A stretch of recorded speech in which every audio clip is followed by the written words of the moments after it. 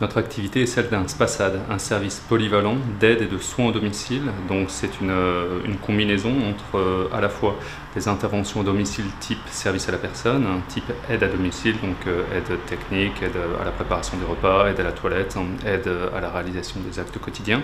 Et d'un autre côté, une combinaison avec un SIAD, un service de soins infirmiers au domicile. Donc le SPASAD va combiner ces deux activités. En parallèle, l'association dispose d'autres services complémentaires qui viennent effectivement étayer la gamme, avec effectivement un service d'accompagnement spécialisé, un service de prévention, donc prévention des risques pour nos salariés, et un service de prévention du risque de dépendance auprès de nos usagers.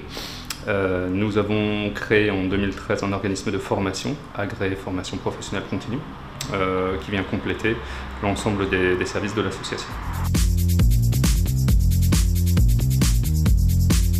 Les difficultés sont principalement liées au déplacement, puisque les trajets sont multiples entre chaque bénéficiaire, chaque usager. Et donc les accidents de travail sont très nombreux, que ce soit donc dans les domiciles ou à l'extérieur, dans la rue. Et l'autre problématique est celle de la manutention, du transfert des usagers, que ce soit du lit au fauteuil et inversement. On a vraiment axé notre politique de prévention sur la formation et les sensibilisations.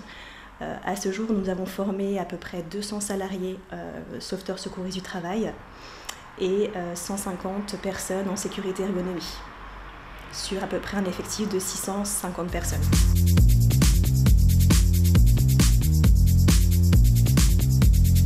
Les démarches qui ont été engagées, en tout cas aussi au sein du CHSCT, ce sont aussi des analyses plus fines des accidents de travail, pour pouvoir après reprendre dans le cadre du domicile les interventions avec un autre regard, et en tout cas pour prévenir les risques possibles dans cette multiplicité de domiciles où interviennent les auxiliaires de vie. Nous avons été associés à un travail sur les troubles musculo-squelettiques, qui nous ont permis de décortiquer d'une manière plus pointue les différents risques et d'associer aussi les aides à domicile à cette recherche de ce qui peut provoquer des troubles musculo-squelettiques dans la pratique de leur métier.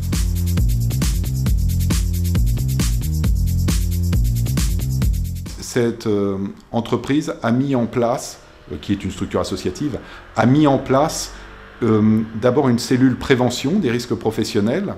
Également, nous avons insisté pour que les accidents de travail soient analysés pour en comprendre les causes. Et enfin, nous avons également encouragé la structure, et ça c'est une action qui devrait se poursuivre, à évaluer les risques domicile par domicile.